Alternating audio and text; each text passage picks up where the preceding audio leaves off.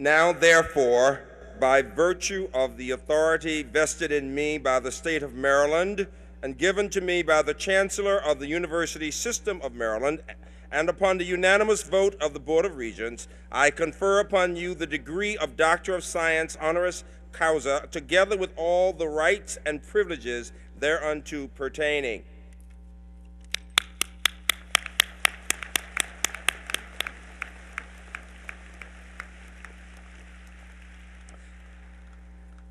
Ladies and gentlemen, I am delighted to introduce to you President Nancy Cantor, one of the greatest American college presidents ever. Dr. Cantor.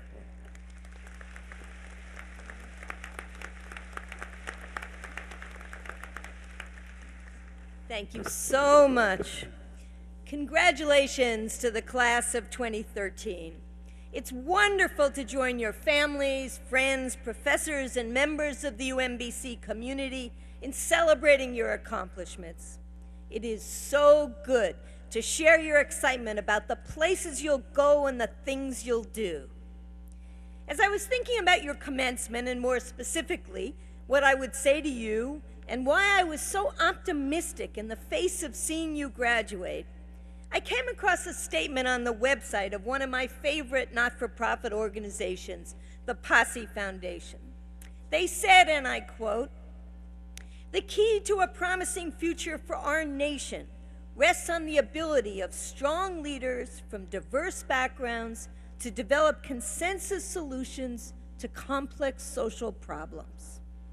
And that, my friends, is who you are and what you have learned to do at UMBC. And that is why we can all have some measure of hope for our future. How do I know you're the strong, diverse, collaborative, committed leaders this nation and world needs? Well, first, because we learn best by example, and you have learned from the best. My dear friend and aspirational role model, Freeman Hrabowski. Let's have a round of applause for your pioneering president.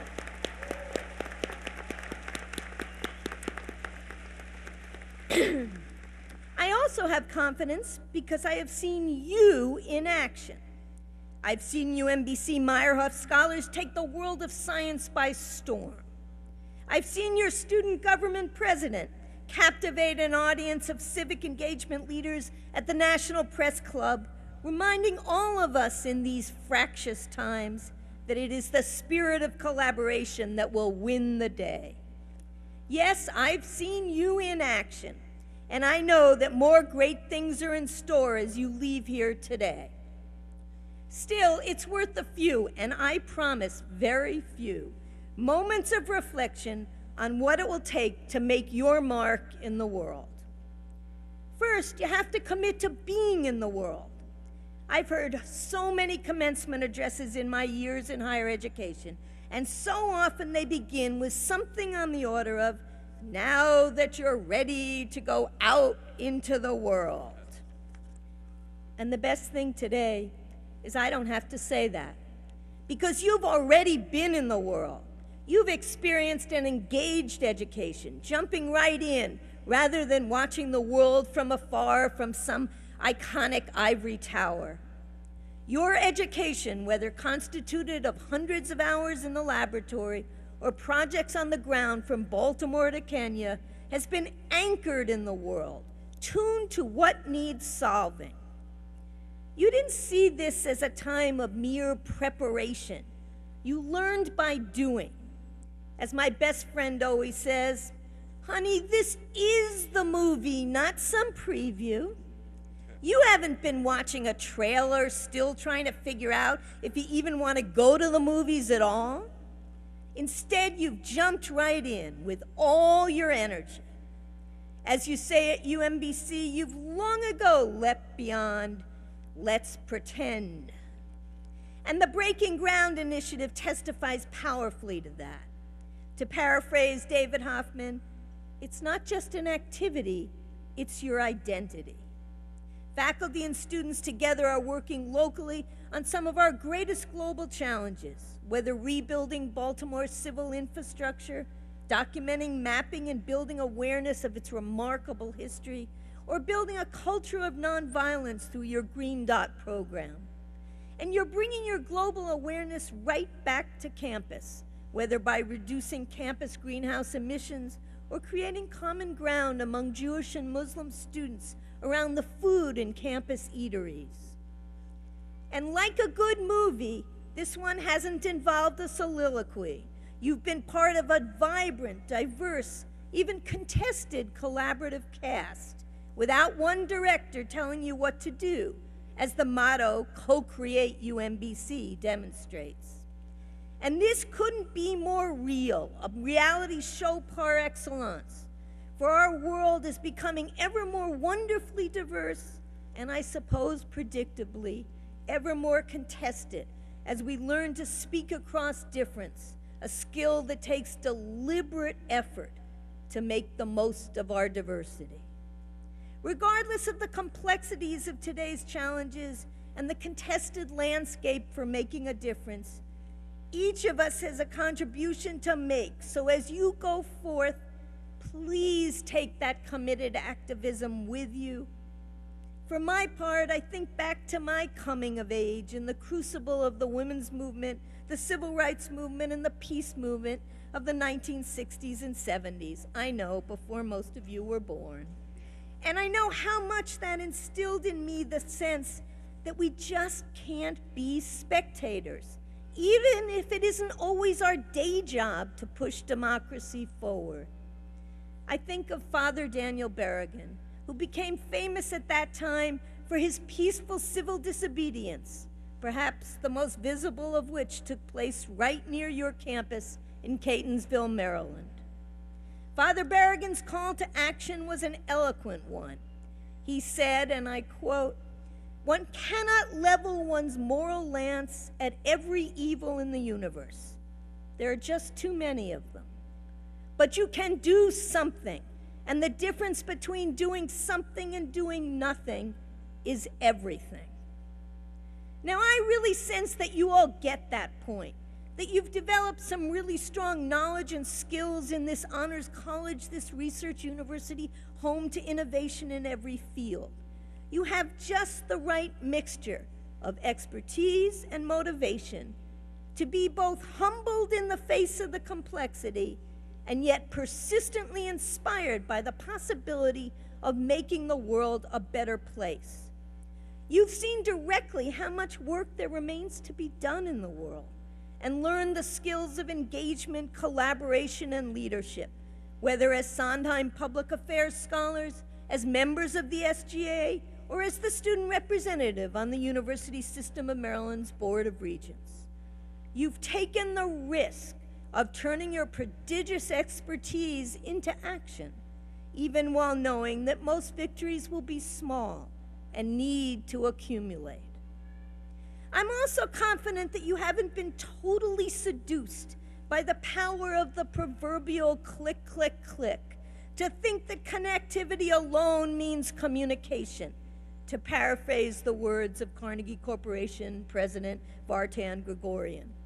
Or as MIT psychologist Sherry Turkle recently noted, we're tempted to think that our little sips of online connection add up to a big gulp of real conversation. Usually they don't. This pitfall of electronic communication is particularly problematic as we try to forge deep, place-based collaborations to tackle pressing issues locally and globally, whether we're working to improve the health, prosperity, and sustainability of our communities, or organizing collective action against injustice. For example, the efficacy of social media in actually mobilizing people to take action is being widely questioned. In a recent opinion piece on my own campus, one of our budding journalists bemoaned her generation's tendencies to be content to like protesters' Facebook pages or retweet calls to action rather than show up for a rally. She wrote, and I quote, On campus today, it seems we've relinquished our need to stand up for a cause. This is not because reasons worth fighting for no longer exist, but because we've decided clicking a mouse is equivalent to taking to the streets. It's not a surprise, and it won't surprise you, that as a social psychologist, I do believe that most progress comes from hard, face-to-face dialogue, working to pool our talents for the public good. And I also believe that we should give ourselves the benefit of believing that we can start small and bit by bit have large impacts. I take this confidence from the inspiration of one of my heroines, the late Nobel Peace Prize winner, Wangari Maathai, founder of the Greenbelt movement in Kenya.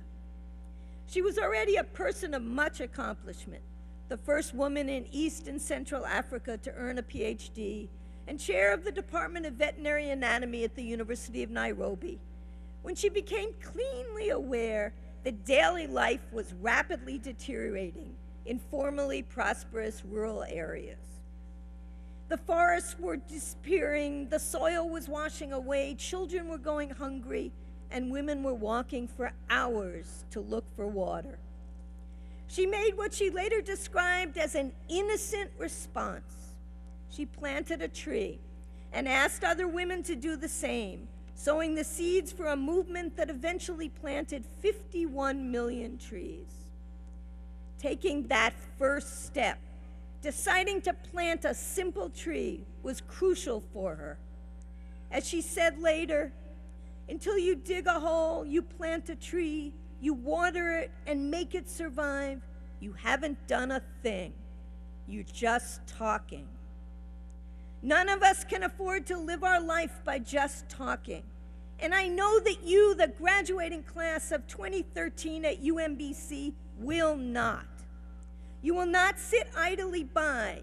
You will take to the streets in the most constructive sense of that call to action, and you will use your prodigious knowledge and talents to move us forward. And in so doing, you'll also build a good life, one worthy of your efforts, for yourself as well. So go forth. Yes, it is a tough world right now, economically, socially, environmentally, but you can tackle it. You already have. And as you do, remember the story of the author Anne Lamott tells of her father as he comforted his 9-year-old son in the face of a daunting book report on all the bird species in North America. To calm him, his father said, putting his hand soothingly on his shoulder, "Son, just take it bird by bird." My friends, go out there and get it done, bird by bird. We know you will. Congratulations.